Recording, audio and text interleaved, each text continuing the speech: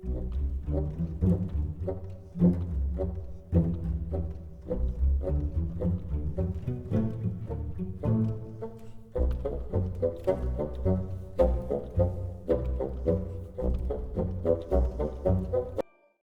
bukan asli Bandung. Dulu aku tinggal di daerah Malang. Namun karena ayahku dipindahkan dinasnya ke Bandung, alhasil kami sekeluarga mengikuti beliau untuk pindah ke Bandung. Saat pertama kali aku tiba di Bandung dan melihat rumah baru yang akan aku tempati, perasaanku sudah tidak nyaman melihat rumah ini. Rumah ini terlihat berbeda dari rumah-rumah lain di sekitarnya. Saat kutanyakan pada ayah, kenapa harus memilih rumah ini, ayahku berkata, agar dekat dengan tempat kerja ayah dan dekat dengan sekolah baruku. Ujar ayahku sambil memegang kepalaku.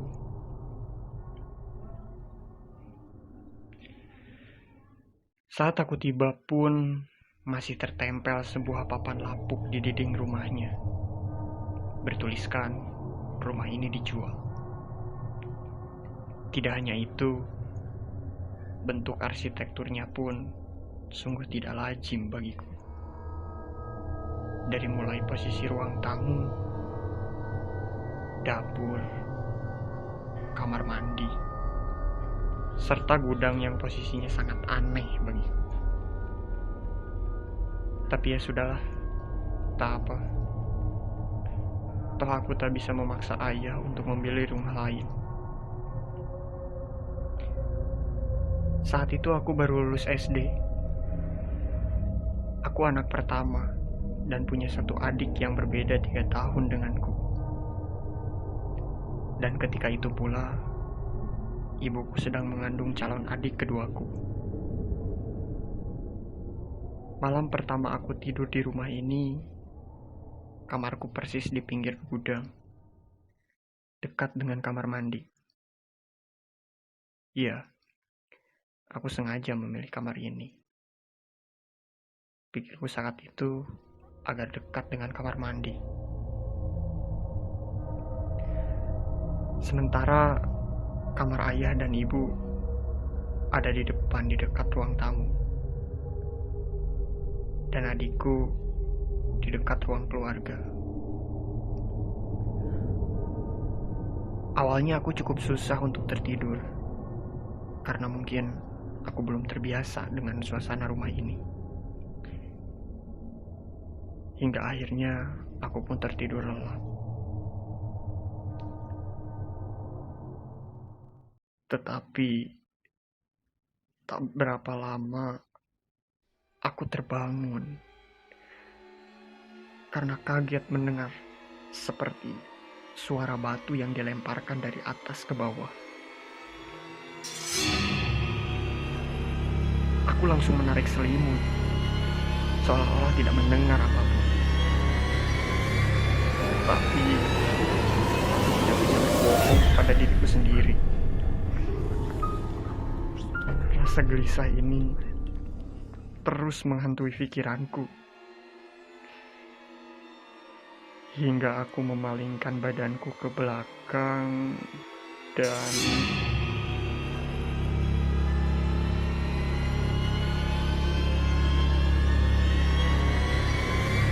ada sesosok manusia berhadapan tepat di depanku. Namun mukanya sangat hancur dan tersenyum begitu lebar. Di situ aku berusaha untuk lari, namun tidak bisa.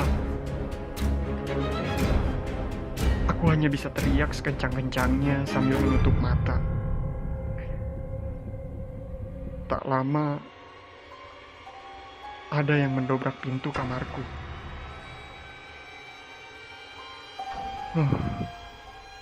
Syukurlah. Ternyata itu ayahku. Ayahku berusaha menanyakan perihal apa yang baru saja terjadi. Namun aku hanya terdiam karena mungkin masih syok.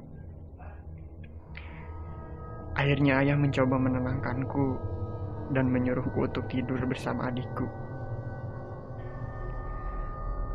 Keesokan harinya, aku bercerita kepada ayahku tentang apa yang terjadi semalam.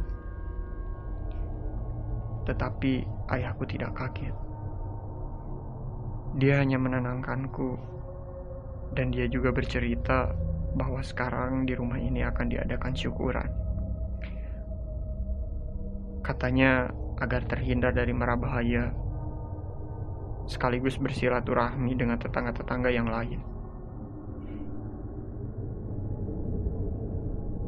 Semenjak syukuran itu, tidak ada lagi kejadian aneh yang menimpaku lagi. Hari demi hari aku jalani seperti biasa. Hingga satu ketika, saat aku pulang sekolah,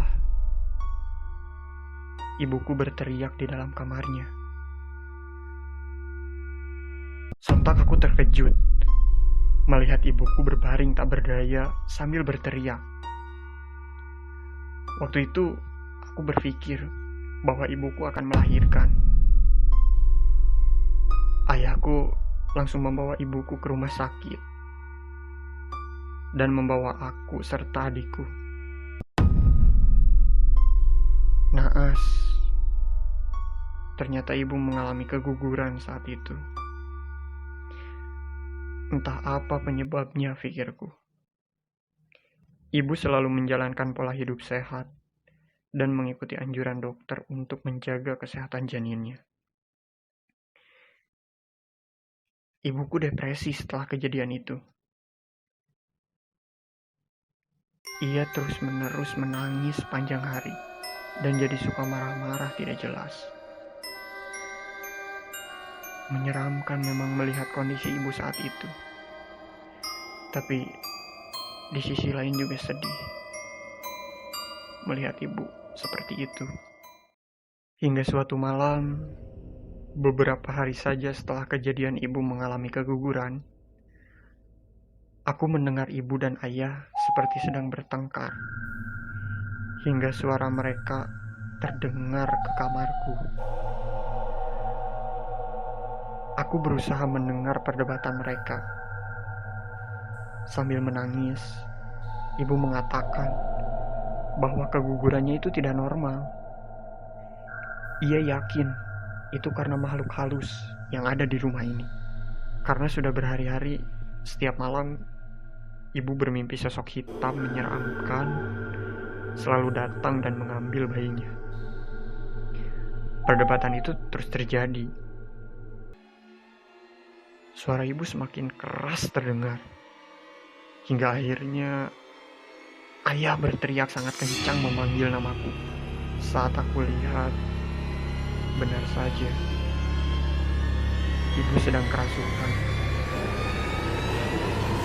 Matanya sangat menyeramkan. Tubuhnya berontak dan menangis histeris. Aku berlari sekencang mungkin ke rumah Pak Ustadz. Pak Ustadz yang sedang berbincang dengan kawannya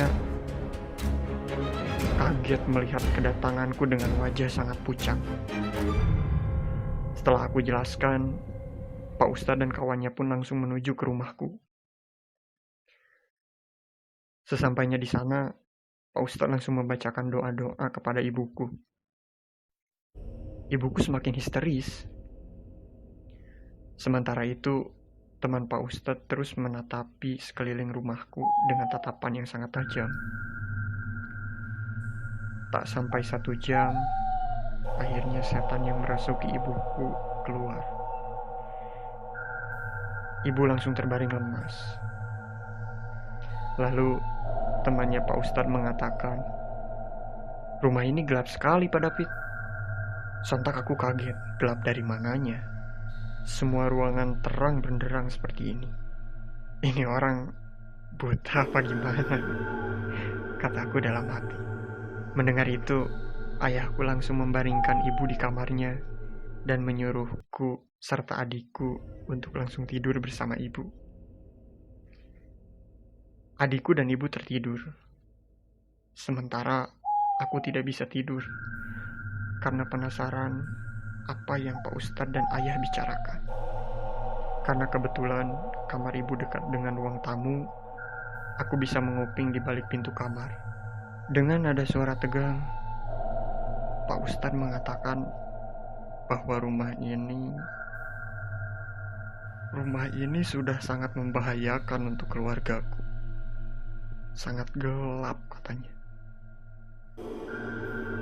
Beliau juga menjelaskan bahwa penghuni rumah ini sebelumnya merupakan seorang nenek-nenek.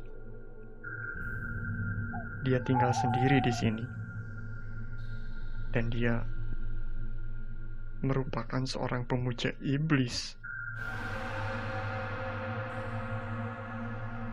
Saat itu, dia diusir dari rumah ini oleh warga karena meresahkan.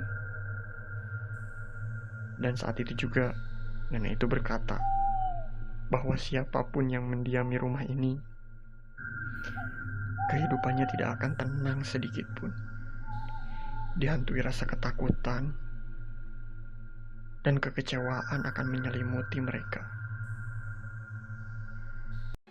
Aku kaget dan terdiam mendengar itu. Sangat menakutkan. Dan saat aku melihat ke arah ibu dari arah jendela, sosok besar tinggi dan hitam sangat jelas melihat ke arahku. Aku langsung berlari ke ayah sambil menangis. Pak Ustadz dan temannya serta ayahku sangat kaget melihatku. Sosok hitam, ayah. Sosok hitam tinggi besar ada di belakang ibu, ujarku sambil menangis saat itu. Seperti ketakutan dan tegang, Pak Ustadz dan temannya meminta izin pada ayahku. Pak David, ini sudah sangat gawat.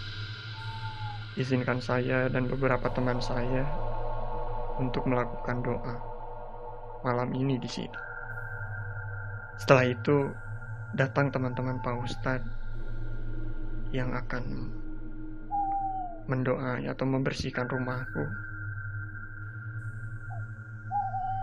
Aku dan ayah masuk ke kamar dan membiarkan Pak Ustadz untuk melakukan pembersihan. Dari kamar, terdengar mereka membaca semacam doa-doa.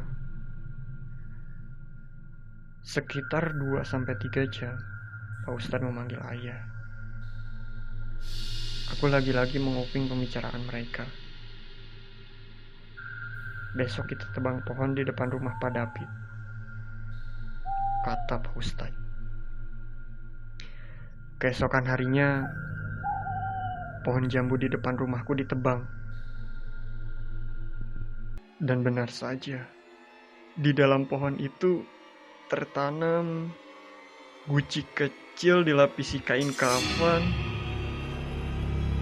dan di dalamnya ada darah. Itulah yang menyebabkan daya tarik makhluk halus tersebut. Lalu Pak Ustadz membawa guci itu ke rumahnya dan mengatakan kepada ayahku jika sebaiknya aku dan keluargaku meninggalkan rumah ini dan mencari rumah baru lagi. Karena menurut Pak Ustadz, meskipun pohonnya sudah ditebang, penghuni yang ada di rumah ini masih akan tetap ada di sana.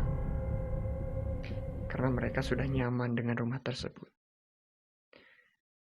Sekian cerita kisah kami semalam ini. Jangan lupa share, like, and subscribe. And see you.